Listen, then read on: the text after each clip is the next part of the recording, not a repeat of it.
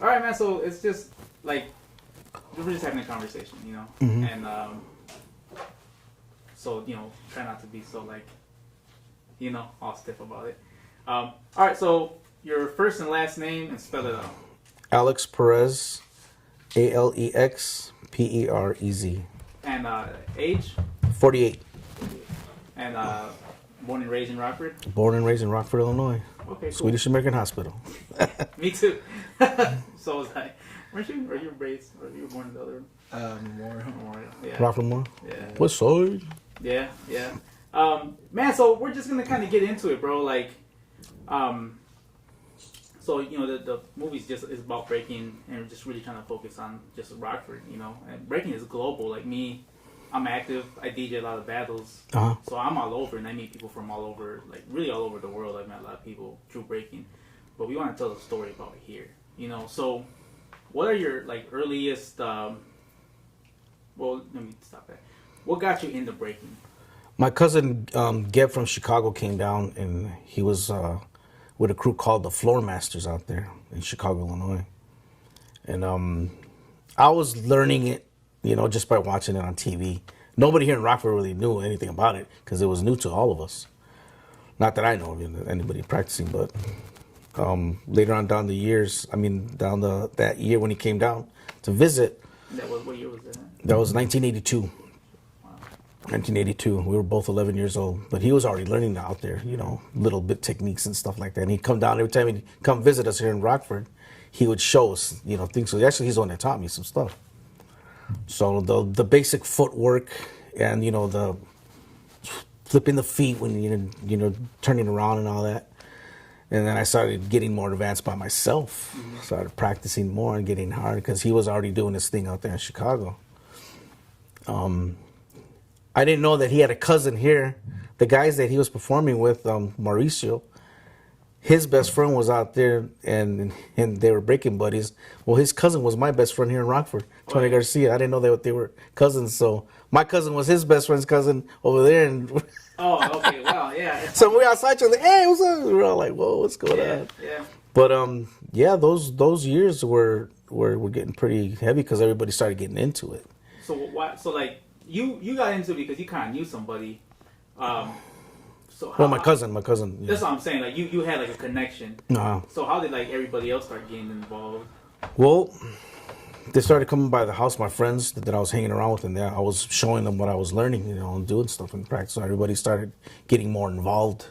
At the time, Aurel De La Rosa, who was the president of Southside Masterminds.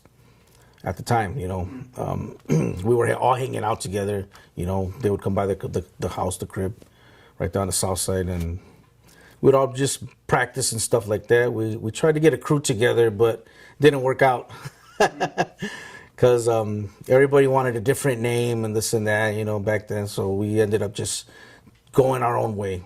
He became Southside Masterminds. I became the Rocksteady Breakers. I did my own stuff, and there was other crews that were running in the area that were started forming. So there wasn't really that much of big battles until we started getting older and started getting more advanced in our steps. Mm-hmm. So then once everything started happening, man, boom, the battles were on. So I'm gonna get back to that. What I think is interesting, like now, if you go on YouTube and you put in how to break. Oh, they're more advanced now. Well, not that they're more advanced, but you could just learn. Like, I want to learn how to windmill. Mm-hmm. So how were you learning moves, or were you like inventing your own moves? Yeah, actually, that's how it all happened. Because I started in doing my footwork and putting other things together. Like I would go into a footwork and then go into a tabletop, a windmill, do the chair, and put my hand behind my head, do a 1990 or whatever, come back down, do a head spin, and then I started getting more quicker at it because I was lighter. I was 110, 15 pounds. Mm-hmm. Now I'm 205. Right. Too much tortillas. Yeah. But at that time, I was more flexible and my light, so I could really move really quick. So I started inventing my fast breaking. That's how I got everybody. They would watch me like, oh, yeah, this guy's moving crazy down here. All the other break dancers were pretty good. Don't get me wrong. I'm not saying I was the best. I was one of the best. But it was pretty cool, man. It was pretty cool. Yeah, like so, like talking to Aurelio and even like Danny on the side and local, like everyone like mentions your name, like talk to Alex, and that's why you and I have been talking like kind of online, kind of make it work. So like, why do you think everyone mentions your name? Like, why is it so important? I think it's because I had more experience of performing and battling other crews. I just didn't battle people here in Rockford. I went out of state. I went to Milwaukee, Wisconsin. Went to James, Wisconsin. Battled the Unknown Breakers. I battled some other crews in Oshkosh, Waukesha, Racine, Wisconsin. They had some crews over there. I don't really know the names of them, but they remember me. Yeah. Also, I did some things with the Unknown Breakers. They're from Janesville, Wisconsin. The crew member leader was Roger. That's all I remember. Okay. His name was Roger. He was into gymnastics, and they came down to a battle that we were having at the Ing. It was the Southside Masterminds, FBI crew from Harvard, Illinois, and the Unknown Breakers, Rocksteady, and I forgot this other name of the band, but they were from the West Side. Everything was good, man, and that guy got everybody because he was so flexible in gymnastics. When every time he did the windmills, his legs weren't just like this; they'd go all the way back. Yeah. So we're looking at, whoa, this guy, man, he's going crazy on us. So we were all just freaking out. So that was his technique that he would have. But I would go up against them. I didn't care, So that's pretty much what I think everybody talked about and liked it, because I would, like I said, I was a fast breaker. Right. I wasn't just a breaker. I was a fast breaker. And it seems like you were like assertive, like you like taking. Like you like the challenge, like yeah. Oh yeah. Because I was the last one that I would go. Because all my guys would go in first, take care of their guys that they would battle, or whoever. It was actually people calling each other out, like, "Hey, I want you." Right. Yeah. So then you'd go out there, boom, start getting out there and do their popping and their breaking, whatever. But yeah. So like how you spoke a little bit earlier, it's like with your phone, like if I make an event and I put it, it's like everyone's gonna see it. Yeah. So like when you're talking about battles, Racine and Oshkosh and Harvard, how would people even know about something happening here at the skating rink? Because sometimes over at the Ing, promoters would come over there from out of town to see all of us perform, and start up all these events and pass out flyers. It was basically what flyers. Yeah. Because all the people would come down to that spot in the Ing. It was also at the Riverview Ice House. We used to perform there. The old Chuck E. Cheese on North 2nd. That was a spot for all of us to go break. Wow. And pretty much St. Anthony's Church right outside. So you mentioned that, man. So so the whole those were the best battles right there. St. Anthony Church. Yeah. All the guys know. How would that happen? Like those outdoor battles, like we'd just be walking with our boxes, boom boxes, walking around the neighborhood. And we would see everybody, all together. And then once you see, they'd see our Rocksteady uniforms, and of course the Masterminds. Southside Masterminds and Rocksteady Breakers were always going at it. I love them. They're good friends of ours, right now. But yeah, back in the day, it was all about just dancing, man. It was a lot of fun. Just, like trying to do one up, like trying to be better. Just trying to see who was better. But yeah, we always went at it. So I mean, that's just like you lived it, so it's easy to explain. But for someone me and him, or even someone younger, it's hard to like picture you guys just walking down the street with like your boomboxes trying to bait somebody. No, we were just walking the neighborhood, just jamming out to our music. Till somebody shows up and says, "All right, hey, what's up?" Yeah, and it was just like they wanted to battle. Oh yeah, it was that quick, and I would turn them out that quick. And so how long would those like street battles last? Well, when the other guys battled, there was for a little bit, but when I battled, it was over and done with. Because I'm not trying to be big-headed, but I did have a pretty good, response when I got out there. Right. And, it was awesome, man. Yeah. No, I'm saying it's like. I wish I was lighter like that, though. I talked to earlier, man. Get you right. I need to go back to Arel's. Come on, Arel, get me slim again. That'd be good. That's a good little documentary. So like you guys are breaking, you guys are practicing, just kind of enjoying it. Like what was did you have a goal? Like, is there something like? I just wanted to be the best, man, like everybody else did. Like I said, I wasn't the best. I was one of the best. Because if I say I'm the best, that means my head's gonna. I'm not like that. Mm-hmm. It was a good years. There was a lot of good years in doing all that stuff, man. It was nothing but fun, bro. We're kids, kids having fun dancing, man, instead of fighting and. Right. Yeah. Eventually, there was a little bit of arguments, shoving here and there, but that was, we're teenage little kids, Right. Yeah. Yeah. But we all became getting a little bit older, and we started getting more advanced, man. Advanced, I mean by quality of performing on stage as a crew. Doing like the one thing I liked about Southside Masterminds or Rose Crew is that the way they did their performances on stage, they just didn't go out there and break. They had routines that they did. My crew, we did routines too, like that too, but we weren't like that because they were awesome. Stage wise, they were awesome.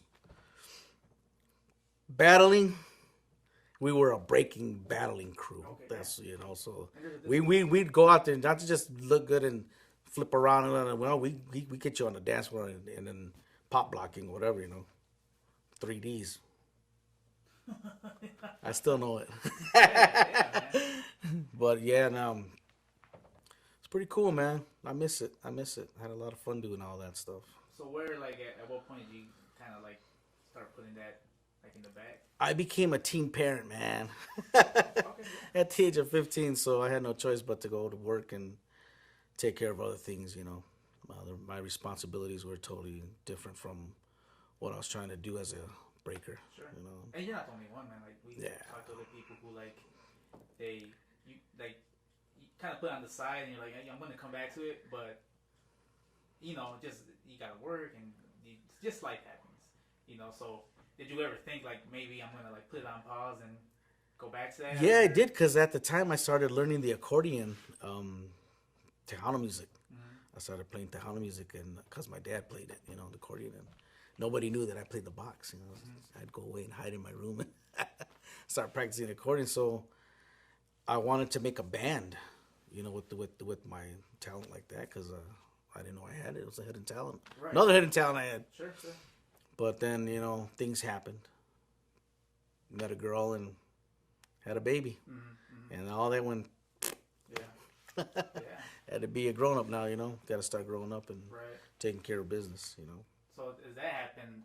So, because I feel like a lot of people maybe look to you, kind of like as a leader and kind of, being like when you're up there. I had a presence when I showed up. Yes, yeah. I had a presence when I showed up. When you had to, like, kind of step to the side, did that affect, like, the other breakers and, that maybe they stopped practicing? Actually, they kept it going. Okay. Yeah, they kept it going because I let them take go ahead and do it. Who was that? And that was Darren. Darren was the pumper. Okay, yeah. I forgot his last name. But he was part of it, too. DJ Loco was a part of my crew. Yeah. Yeah. He kind of, from what I got out of his conversation, like he kind of took it for a while too, and then he went to DJing. Yeah. He went to DJing. He took a total opposite direction of breaking. Yeah. But he was pretty good at it. He learned some stuff. So breaking is such a global thing, man. Like I mentioned, I've met people from China and Africa. Even like in other, California and Texas, Houston has a huge breaking scene, a lot bigger than San Antonio's. How do you feel like just living in Rockford, like, affected, or did it have any effect living here on the South Side, like how you break and stuff like that? How it affected me living on the South Side? It was an experience, man. I wish you were there to see everything when we were growing up. Because there was so much things to do, man, and the way of life changing here on the South Side, because it was completely dead.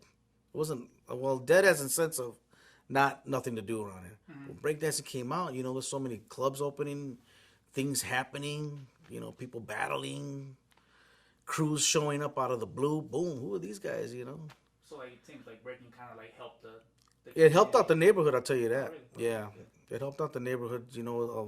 Of just having fun, man, Mm-hmm. There was gangs and stuff around, but most of those guys changed their lives and became breakers. Did a lot of other things too, Okay. Cause, it did help out. A lot of, because we've been interviewing people, man, a lot of people, and a lot of the stories are the same. but it seems like at least not so much in the 80s, but more like in the 90s, when people looked at the breakers, they looked at them as like, you know, you see a bunch of like Mexican kids and a few black kids, and like, right away you think like, oh, they're like in a gang, like they look like gang members. Yeah. And even, you know, we would run into that problem. It's like they were just trying to break. Yeah, because the colors that we were using were so-called gang colors because they had those colors. Sure, yeah. But they weren't. You know, they respected the fact that they were breaking colors. They put that off to us breaking colors. Like ours were black and white. Mm-hmm. You know, and Masterminds were black and gold. Right. You know, so. And that's one thing that we all agreed on, everybody, you know. So, you don't mess with us because we're not a gang. We're a breaking crew, and they see that, they leave us alone. Okay, cool. So you guys never like ran into those problems, like sometimes. Okay. Sometimes we did, you know, but you know, you just talk your way out of it. Yeah. So, and yeah, man, it's crazy how like that narrative has changed, man. Like, because when I talk to Aurelio and Burrow, it's like it seemed like you guys didn't have those problems, like just being affiliated with gangs, and then like more of the '90s people we talked to, excuse me, it seemed like they ran into that problem to the point where they couldn't have places to practice at, or if they were like in the street corner, be like, hey man, like this looks too suspicious. Yeah. And it's crazy like how much time has changed, man. Like I would love to see just kids in the corner dancing versus a lot of the stuff that kids are into nowadays, you know. So what was like maybe one of your most like favorite battles, if you could like recall out of so many? I'm gonna tell you a battle that I got a good story for you on this one. This was back in 1984, 83, around there. They had a flyer over there at the Ink for all breakers to come out to Harvard, Illinois, for this battle. And the prize was, I think, $100. Back then, it's a lot of money for kids, you know, to have money. So we go out there, and it's the FBI crew, Fast Breakers Incorporated, the Unknown Breakers, Rocksteady, and a few other crews that were there. But the Masterminds didn't go to that one. And all the breakers got out there, and all the crews started performing, and we all started getting down, you know, breakdancing. And there was the last ones was Rocksteady against the FBI crew, Fast Breakers Incorporated. Excuse me. And everybody goes out and does their thing. I was always the last guy, you know, and I'm like this watching and checking everything out. And I look, and Darren's the last one to come back on the popper. So they look at me, and right when I go like this and I'm ready to go out there like this, the two people grab this little boy. He was in the middle of them, and he grabbed him and he threw him in the air. So he comes out of the air and boom, lands, and he's like 5 feet in front of me. And I'm looking at him like this, and he just starts up rocking. And I'm looking at this kid, and all these people start screaming. And he just jumps into a head spin. Little kid about this big, 5, 6 years old, and I'm like this. Stuck. I'm like, oh, what am I going to do now? So the crowd's going nuts because this little boy is doing that. And ni modo, I had to do my thing, so I still did my thing and everything. But we won. But that was the only battle I got worried with that little 5-year-old kid. Out of all the people I battled, right, all over, you know, I won. This little boy scared me. Yeah, man. Yeah. His name was Baldy. They called him Baldy. So if he's out there, Baldy, I remember you. Gonna find him. It's somewhere in the Harvard. And that's one thing I've always liked about breaking is just like the unknown. Like when you're battling somebody, you don't know what they have. Yeah. So when you see a little kid, you're like, well. Oh my God, the crowd went nuts. Yeah. They went nuts. Yeah. It's also like just strategy, man. I mean, they were probably waiting for you. Yeah, they were all waiting for me to to go out there and do my thing and stuff. And then that little boy just popped up on. I was like, uh-oh. And that's like classic battle technique. Yeah. That's a chess move. That's a chess move they did on me. Yeah. Man, so like you really like only like were breaking in the 80s. Like you didn't really go into the 90s. In the 90s, no. Okay. It was already getting. I don't want to say played out, sure, but it was fading away. Okay. Because everybody was getting older. Yeah. Everybody was doing their things. People were going to the army. People were graduating high school, getting jobs, and You know, I started when I was 11 years old. It's 1982. Right. You know, so that was a long time ago. Yeah, yeah. I mean, it is. The Man. original breaker of Rockford. I think that might be 100% true, to be honest. Oh yeah. But it's easy. I mean, so the fact is like you had, not the fact, but like the reason why you might have been the first is because you had like that cousin from Chicago. Yeah. Because my cousin Gib. So there probably was no one in Rockford breaking or knew about it. No.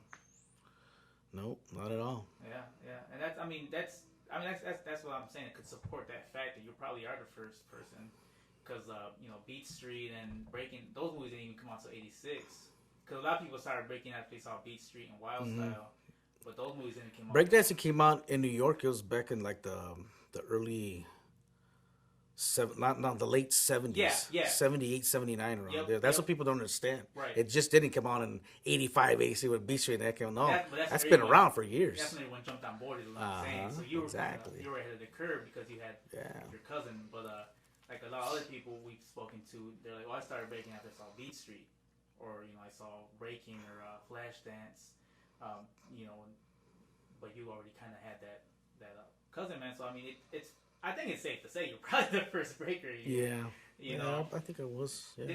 Is there anyone that you like mentored that still like stuck around for a long time, or did everyone just kind of fade out? My cousin Geb, yeah, it was him.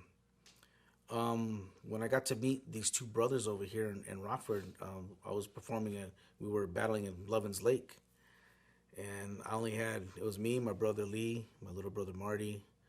I had Darren, Cubby, and LaDon still with me. And we were there, and I was short two guys, because there was a matching, guys that we would have. Looking around, and then this guy comes up to me and says, "Hey, man, can I battle with you guys?" I was like, "What do? You break? You pop?" And he said, "No, I'm going to pop." And he started popping. Whoa. He was good. Yeah. I said, "What's your name?" He goes, "Scooby." He goes, "Hey, I got a brother, man. He breaks and he pops too." I said, "Hey, what's his name?" He goes, "Scrappy." So Scooby and Scrappy. Oh, I think Local mentioned. Yeah, Scooby and Scrappy. So I was like, "Okay, come on." So we started doing, man, these guys, they were tearing it up. I was like, "Whoa, okay, yeah, all right, yeah." So I got him in the group, Rocksteady. I put him in Rocksteady. Yeah, that's crazy. And then when you would get people in, like, how would you... They would come up to me all the time and just want to try out for me. And I'd check them out and talk to my guys and tell them, "What do you think about him?" "Yeah, he's good." "Okay, yeah, all right." And that was pretty much it? Pretty much it, yeah. Okay. Did you guys ever, like, tell anyone no? The what? Did you ever tell anyone no? Like, "No, you're not good enough"? Yeah. Oh, there was a few people I had to tell no. Then there was one guy, he showed up. He was about maybe 6'2". I'm looking at him like, okay, this guy's really huge. He did a windmill halfway around. He ended up spraining his foot or almost broke it because his feet were too long. Oh, really? And he hit the thing over in Booker T. Washington Center. Okay. That's when I had him try out. Man, and you guys were working outside or inside? Actually, the guy that was the manager of the place, he was my manager from Booker T. Washington. Oh, really? He wanted to manage us, so I let him manage the band. I mean, I keep saying band because of my group. Yeah. The group, the Rocksteady, for a while. You guys practice inside or outside? Inside. Okay, no, because we surprised there for a little bit too, man. In '84? Maybe like 04, 10 years later? No, that's 20 years later. Yeah, right? Man, how long ago was that? Shit. I think that would be 20 years. Yeah. So when I was 11, when I first started, that's how many years? I'm 48. It's like 30-some years ago, right? Yeah. Damn, it's crazy to think, man, and trust me, like when I say I've met a lot of people like around the country, I've met a lot of older people too, man, who are in their 50s, and there's dudes who still break who are that age. They just not very competitive. Like, there's still battles. Like, they're just on a larger scale. So people, judge battles. They teach workshops. People teach stuff from like the old school that oftentimes gets like forgotten. Yeah. People want to see the flashy shit, which is cool, but there's still like a lot of old moves that like aren't really as popular as known because no one's there to teach them, man. So there really is a lot of people now in their 50s and their 60s like still out active. And that's one of the reasons why we want to kind of do this documentary is to kind of like get those stories, man, because like, none of us are here forever. So one of these days, like this story's gonna like. I pretty much taught all the guys in my crew the stuff that I knew. some of them were doing the little things that weren't supposed to be done. They were doing it wrong, so I had to correct them and Right. Yeah. show them the original. The basics are the best way to do things. Yeah. Yeah. So I learned the basic way, and that's how you create, man.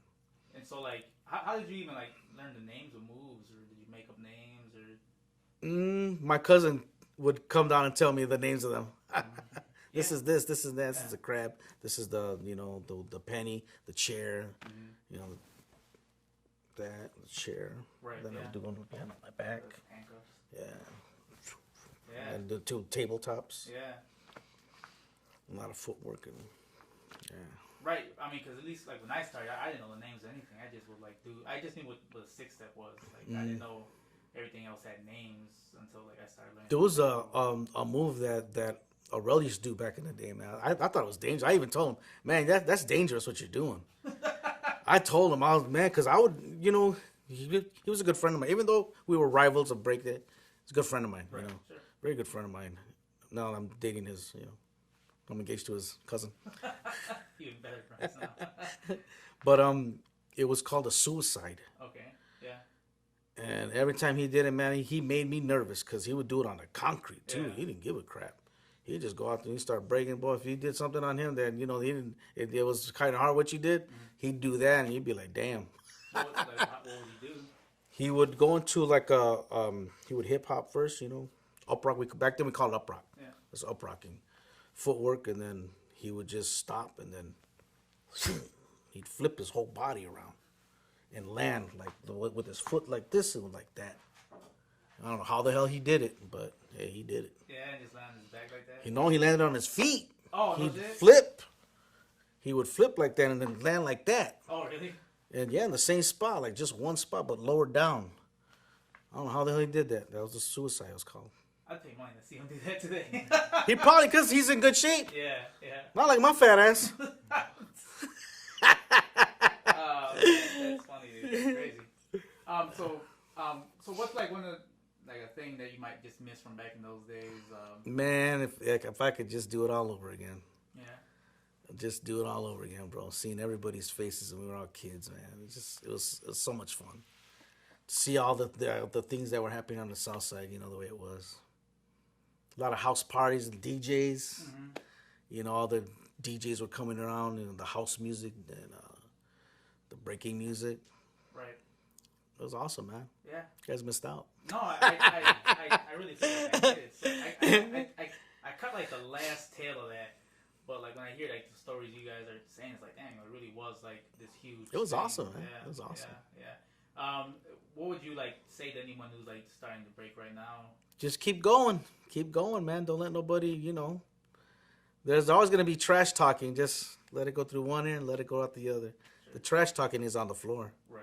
This is your trash talking right here, Papa. Yeah, man. That's good. That's good. Anything else? No, I'm good. That was solid, dude. Really? Yeah, man. Thank you. You got it. You're welcome. One of the best interviews. I think so, yeah. That was good, man. I'm happy to finally have him.